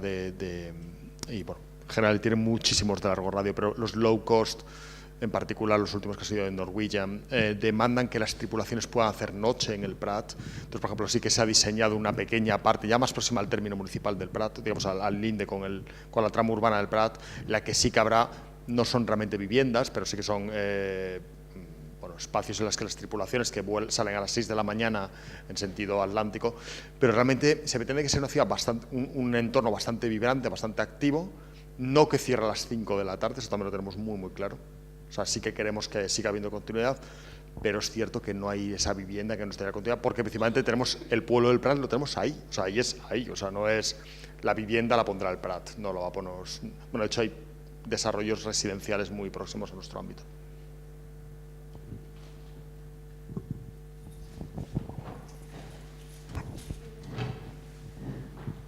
Aunque es raro hacer una ciudad, o sea, hacer esta ciudad o esta zona sin vivienda, ¿no? ¿Cómo hacemos? Es algo que estaba también cuando anunciaron ayer todo el desarrollo del aeropuerto de Barajas, que no sé nada, solamente lo que oí en la radio, o sea, no hemos visto dibujos ni nada, pero me preguntaba si necesitábamos desarrollar toda esa zona que está sin desarrollar cuando hay zonas que están desarrolladas, muy desarrolladas y sin construir. Por ejemplo, al lado del ensanche de Vallecas, quiero decir, hemos urbanizado de Madrid, hemos urbanizado tanto y se ha quedado sin utilizar, estaba abandonado, ¿no? Que me preguntaba si no tendría sentido incluso poner naves, etcétera, en zonas que están ya urbanizadas, que no invadir nuevo territorio, ¿no? Alrededor del aeropuerto que está sin invadir. No tengo nada, no tengo ni idea si esto tiene sentido o no. Pero yo creo que es una pregunta justa, ¿no? O sea, como os decía, en el mosaico metropolitano, el área metropolitana de Barcelona no tiene suelo. Y es cierto que nosotros, trabajando para el mismo cliente y en paralelo, porque los dos encargos corren en paralelo, nosotros no nos juntábamos, cosa que yo creo que era positivo para que AENA tuviera las dos visiones sin que una contaminase a la otra. Madrid tiene, ya no hablo del área metropolitana, hablo del término municipal de Madrid, tiene áreas importantísimas, una que hemos tenido la suerte de participar en algunos momentos, los tres aquí, que es Madrid Nuevo Norte, Distrito Castellana Norte, Operación Chamartín. Bueno, hay suelos y yo creo que hay una oferta de suelo, en particular, hablo de la logística, que sí que tiene una lógica aplastante en el corredor de Lenares, de la que Madrid se beneficia pero no participa. Es decir, el corredor de Lenares suministra a Madrid, pero a su vez no participa del mismo, y que dentro de ese corredor, que principalmente es el eje de la 2, empiezan a haber suelos de carácter logístico. Y es cierto que la logística tiende a corredores, ¿eh? O sea, tú puedes decir, no, mira, es que yo creo que en Valdecarros hay suelo, ya, pero es que la logística no va a ir a Valdecarros. O sea, hay determinadas actividades que la presencia de aeropuerto, terminal de contenedores, terminal ferroviaria, la logística es muy... De hecho, por ejemplo, no hay corredores logísticos en la 1. Dices, oye, pero ¿qué más os da ponerse en la...? Que no. ¿Por qué? Porque los puertos están en la 2, saliendo a Valencia, están en Barcelona. O sea, dices, y ahí es donde están los puertos. Entonces, podemos seguir contando lo que queramos, pero la logística se concentra. Otro tipo de actividades, otro tipo de usos, es cierto que va a haber una oferta amplia en el entorno de competencia, no se llama de competencia o territorial, y asumo que se habrá mirado la lógica y la cabida a 40 años. Yo creo que el plazo cambió todo, ¿eh? O sea, cuando ayer sale un proyecto a 40 años vista, yo creo que hay mucho concepto de reserva de suelo, de planificar el largo plazo, pero no sabría contestarte en detalle. Bueno, yo creo que sí, que yo suscribo lo que acabas de decir. Hay ciertos usos que solo se pueden instalar en determinadas localizaciones, ¿no? Y la condición de centralidad, de accesibilidad que tiene tanto Madrid Nuevo Norte como el aeropuerto no existen en otros lugares, que cuando uno aterriza en Madrid de noche se ven las luces encendidas sin nada construido, ¿no? Porque yo no sé por qué no se puede apagar eso, tendrá su razón seguro, pero hay muchas calles iluminadas sin ninguna construcción que se ven al aterrizar en Madrid. Es una pregunta sobre la última charla, sobre lo que es la conectividad de las aplicaciones y el desarrollo urbano. ¿Hasta qué punto? Bueno, es que yo me encuentro investigando en la otra parte, en la parte de las aplicaciones y el edificio y la arquitectura y cómo desarrollar un edificio. Entonces, me gustaría saber hasta qué punto influye en el desarrollo urbano, o se puede prever que va a influir en el desarrollo urbano, la aparición de aplicaciones de tipo eMove, de tipo Bicimat, todo ese tipo de aplicaciones que lo que hacen es conectarte a la ciudad de una manera inmediata, sabiendo a dónde tienes que ir, por dónde tienes que moverte para moverte hacia otro lado. Aplicaciones también como el transporte público que todos usamos ya para saber cuándo va a venir el autobús. Y si desde ese punto de vista de las aplicaciones se puede realizar planeamiento urbano, o si se va a seguir usando, o si por el contrario se va a utilizar como una herramienta para facilitar el planeamiento, pero no para planear desde el punto de vista de las aplicaciones. No sé si me he explicado. Bueno, primero yo creo que sí, o sea, que va a influir o está influyendo ya directamente. Pues los coches, según los expertos, van a desaparecer de las ciudades. Y eso se basa y es posible porque hay tecnologías. O sea, no vale solo el coche eléctrico, necesitas un coche eléctrico con el que tú te puedas comunicar, ¿vale? Y que no sea tuyo, ¿vale? Y eso está directamente relacionado con las aplicaciones. Yo creo que el gran salto es muy reciente, ¿no? Los sistemas estos del Car2Go y demás, o de las bicicletas, las motos y demás, son muy recientes y están dando un soporte en la vida cotidiana, ¿no? Para utilizar la ciudad y dando datos a los planificadores para cambiar la ciudad, ¿vale? Yo creo que eso es fundamental. Si además metemos los temas de eficiencia energética, de ahorro energético, contaminación y demás, pues ya todo eso significa que no puede haber un objeto contaminante en la ciudad, no puede haber un objeto que ocupe el espacio público y que no genera nada más que una distorsión de ese espacio. Bueno, no genera nada más en hasta un porcentaje en el que seguiremos necesitando el coche, ¿no? Pero que nos vamos a mover de otra manera, con un coche que a lo mejor no tenemos a la puerta de casa, lo tenemos más lejos, lo utilizamos ocasionalmente, gastamos menos en él y demás. Entonces, yo creo que llega a la planificación estratégica de la ciudad, llega al diseño urbano y llegará a la planificación, que siempre es mucho más lenta, ¿vale? La planificación urbanística, porque tiene que recoger unos estándares, tiene que homogeneizar cosas, tiene que establecer otros parámetros, ¿vale? El día que pase al cuerpo legal, ¿vale?, que es el de la planificación urbanística, será un avance definitivo, ¿vale?, porque estará bajo una norma. La norma tiende a ser muy conservadora también, ¿vale?, porque es muy amplia, ¿no?, y porque puede tener unas afecciones muy graves, muy importantes, ¿vale? Necesita tener mucha más seguridad que el diseño urbano. Tú puedes cerrar una calle mañana, ¿vale?, y la puedes pintar de colores o la puedes poner una valla y volver a quitarla, ¿no? Los derechos urbanísticos sobre la ciudad, el derecho a ocupar un territorio, el derecho a competir en el territorio, que es en el fondo lo que plantean este tipo de operaciones, y el derecho a restringir unas facilidades de uso, como aparcar o no aparcar en la puerta de tu casa, en la calle o en un aparcamiento, con la inversión que supone, pues tienen otros estándares, están en otra situación distinta a la de la acción inmediata, ¿vale? Pero sí, por supuesto. Exactamente la misma línea. El impacto ya es real. Por ejemplo, nosotros el modelo que modelizábamos el tráfico era a través de encuestas y estadísticas.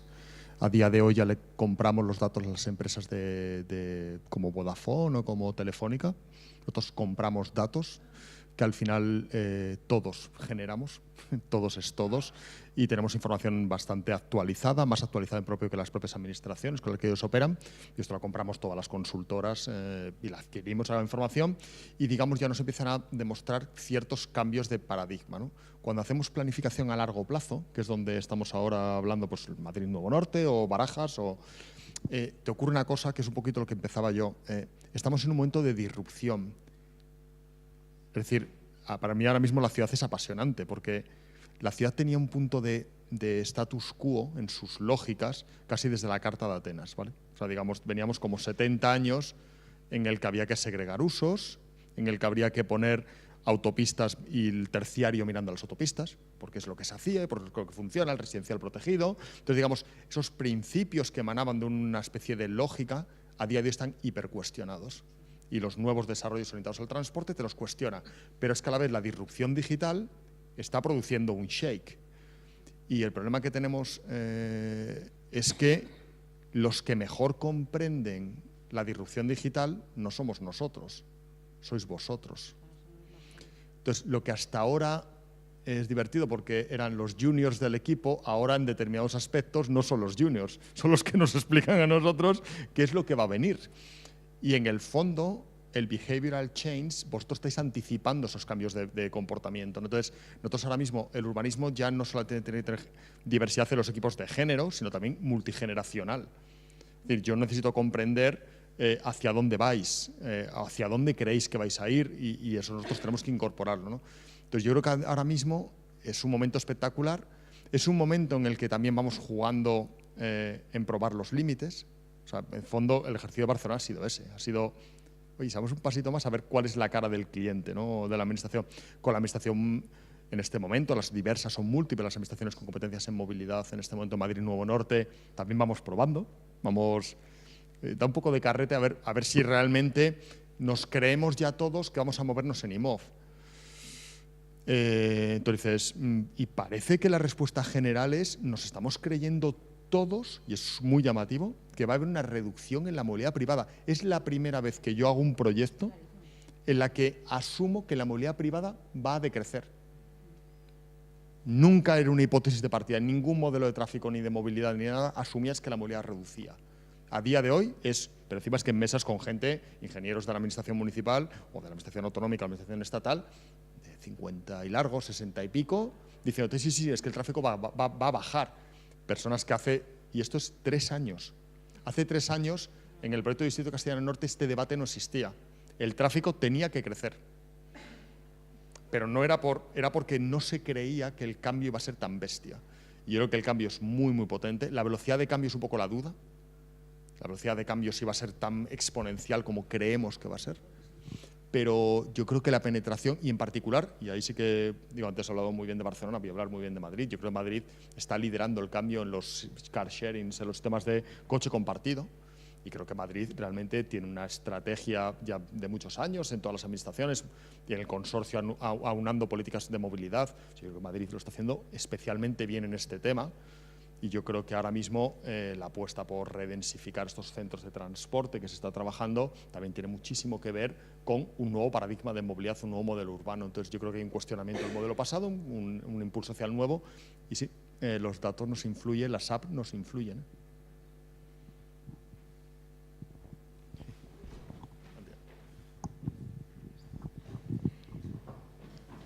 Yo iba a aprovechar para hacer una pregunta sobre el tema de urbanismo de género y cómo se incluyen como las ideas y los conceptos, estrategias que propone este enfoque sobre el urbanismo, cómo se incluyen en grandes proyectos urbanos, ¿no? Como puede ser Madrid Nuevo Norte u otros proyectos en los que se puede trabajar en esa parte de la comunicación con con grandes inversores, cómo se traduce, digamos, cómo se producen como esas mesas de conversación, ¿no? Es decir, trasladar a ellos la importancia que tienen ciertas cuestiones y que ellos la incorporen y que de forma efectiva asuman esos conceptos como importantes y incorporen a ese trazado de la ordenación, el diseño y se traduzca, pero que entendiendo la importancia real de ello.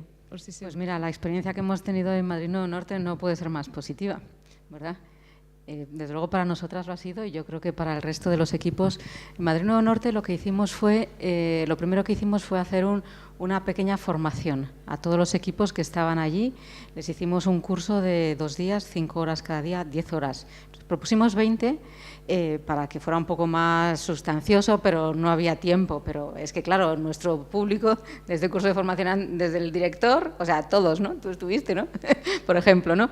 Entonces, ahí, como una primera aproximación al tema para que las personas que están, todos los equipos, ¿no? Ahí estaban desde los equipos de Arup hasta Rogers, todos los ingenieros, la gente de DCN, las ingenierías de medio ambiente, todos los equipos que estaban trabajando en Madrid Nuevo Norte vinieron a este curso que les hicimos.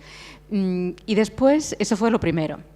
En este curso, claro, el enfoque que nosotros damos cuando damos un curso de formación a técnicos es muy técnico, ¿eh? O sea, hablamos en un lenguaje comprensible para todo el mundo, pero técnico, ¿eh?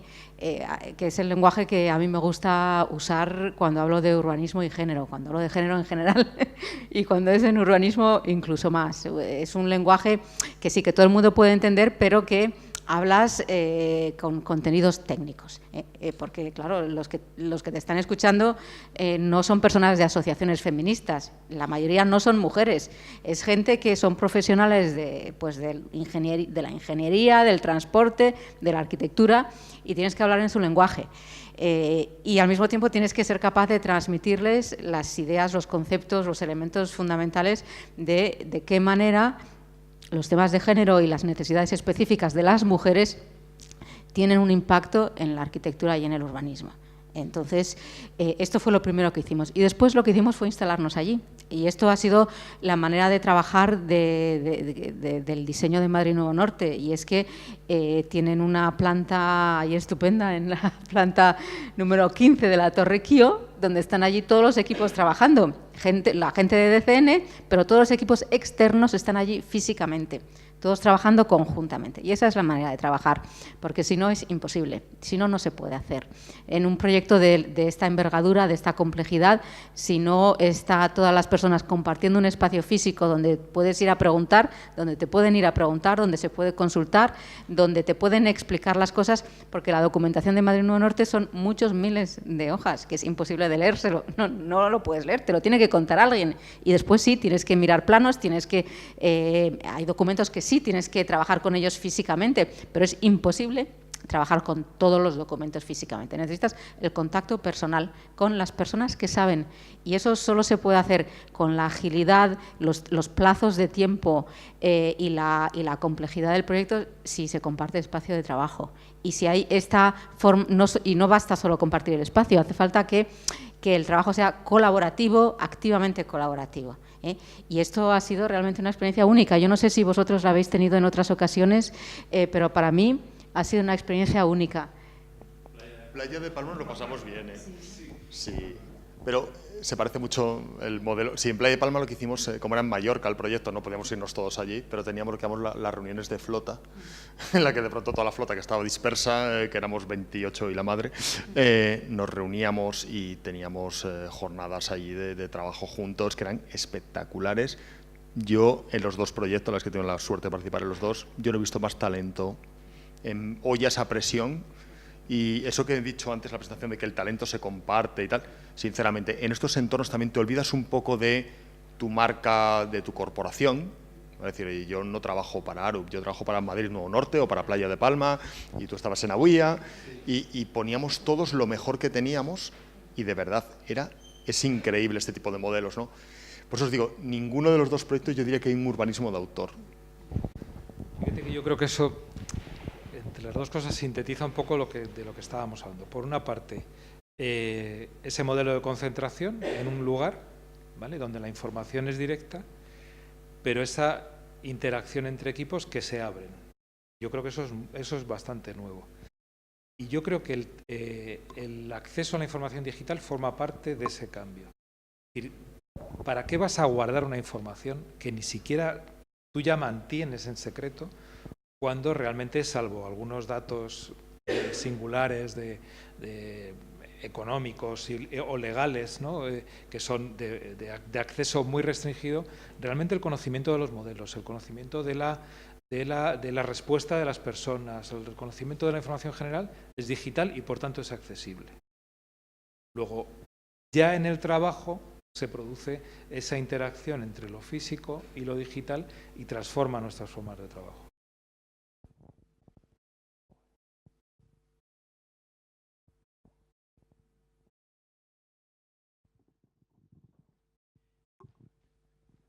Bueno, la verdad es que ya mucho ha quedado explicado, pero queríamos en esta última sesión hablar un poco de cómo va a ser el futuro, que obviamente el modelo del futuro, urbano del futuro, es imposible de saber, pero todos habéis apuntado en direcciones que son óptimas. No sé si se ha concretado más ya algo en el plan de, por ejemplo, algo del transporte de género. No sé si en el diseño urbano, como tú preguntabas, se empiezan a notar ya esas cosas, que bueno, eso es un poco lo que habéis dicho. No sé cómo se puede hacer eso por un lado. Por otro lado, volviendo al tema de que se tarda 1 hora en llegar desde San Sebastián de los Reyes a nuevos ministerios, yo creo que ahora mismo en Madrid el modelo de usar más transporte público va en esa dirección. Ya en los últimos años se ha reducido el tráfico y yo creo que también tiene que ver con la posibilidad de que durante esa hora, ahora mismo ya no dejamos de trabajar, aunque estemos en transporte público.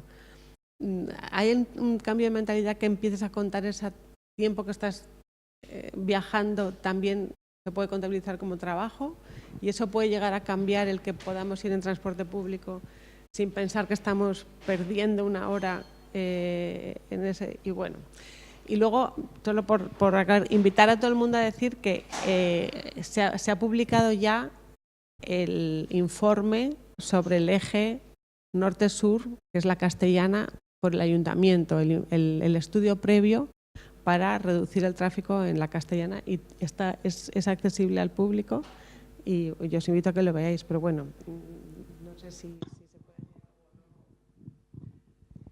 Bueno, yo creo que el tema del género en el urbanismo todavía no está en la práctica.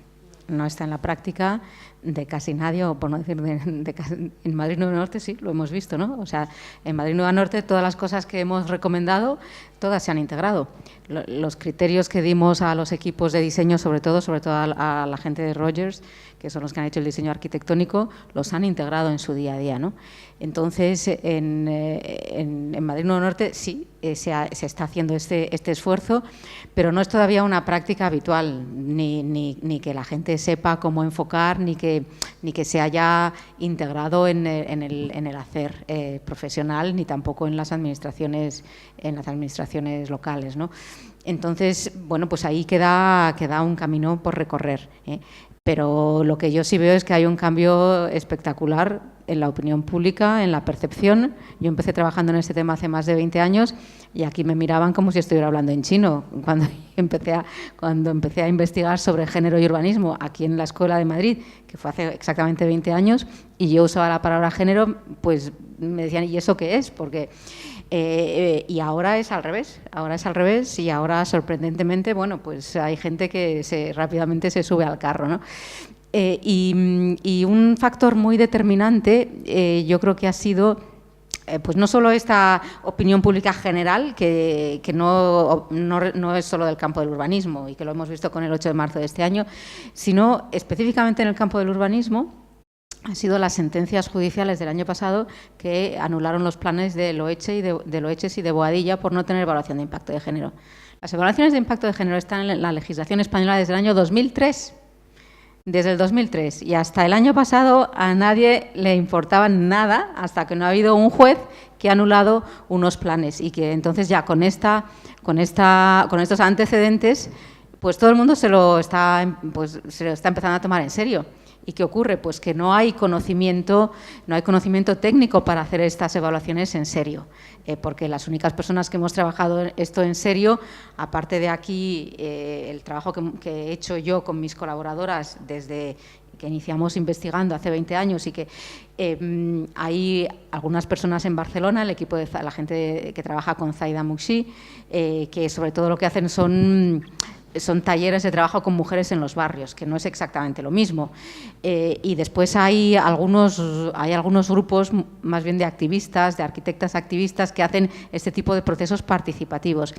Pero gente formada, con conocimiento técnico, con experiencia en administración pública, que conozca los procesos internamente como para integrar, pues no hay en el país. Entonces, pues que siendo como es una herramienta muy potente el que tengamos esto recogido en nuestro ordenamiento jurídico y que tengamos las sentencias judiciales que respaldan y que obligan ahora a que esto se haga activamente, pues se corre el riesgo que se empiecen a hacer evaluaciones de impacto de género de aquella manera, por cumplir el expediente y poner la palometa. Y eso no puede ser, no puede ser.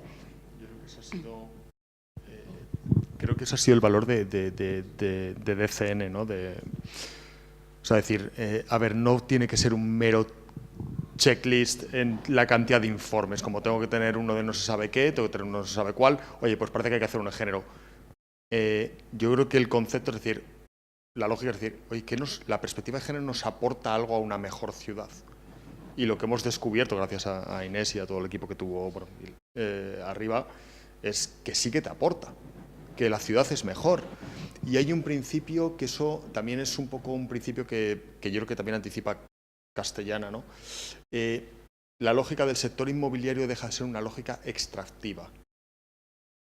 Me explico. O sea, el sector inmobiliario ha operado durante muchos años, y no en este país, sino en general, extrayendo valor del terreno. Extraer a vender el producto al máximo valor posible con el menor inversión, punto, y ya está, ¿no? Era un negocio bastante sencillo, ¿no?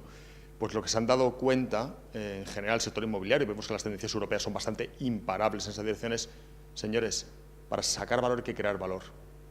Para extraer retornos inmobiliarios hay que crear una mejor ciudad. Y la lógica ha sido que es que la mejor ciudad es aquella que tiene una accesibilidad mejor, tiene una mejor degradación ambiental, tiene una mayor calidad del espacio público, tiene una perspectiva de género de tal modo que la gente que adquiere un inmueble, una vivienda o quiera alquilar o lo que bueno, te le apetezca, tendrá una mejor calidad de vida. Y eso es lo que al final han sido extremadamente inteligentes los promotores que estaban detrás, diciendo, señores, es que eso es lo bueno. Yo creo que ese es el valor que es frente al... Porque la legislación se escribe desde esa lógica. La lógica de hacer una mejor ciudad, o sea, por eso se nos pide el informe de género, no para que unos señores consultores cobren una factura, que también es noble, pero no es el objeto, ¿no? Sí, yo comparto plenamente lo que acabas de decir, Flavio.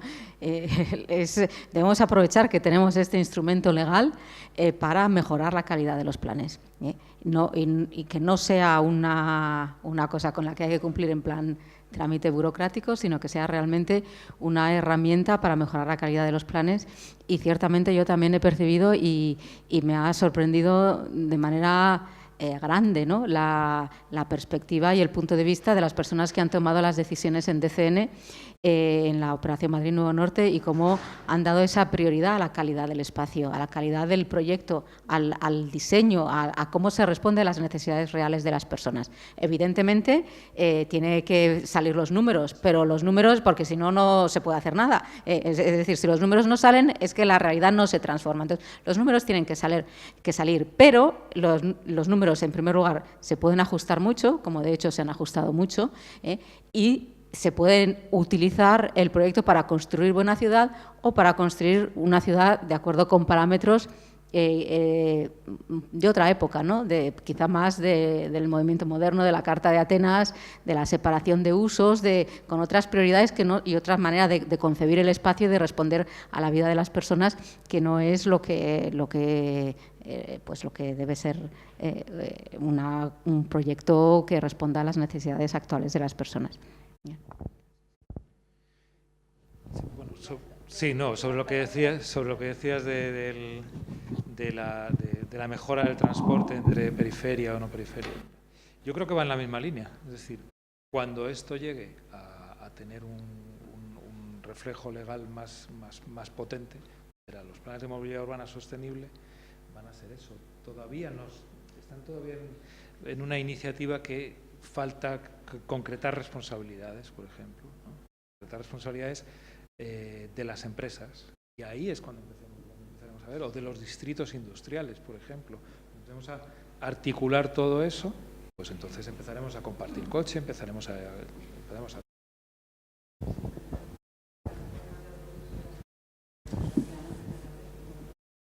Dejaremos de tener coche particular.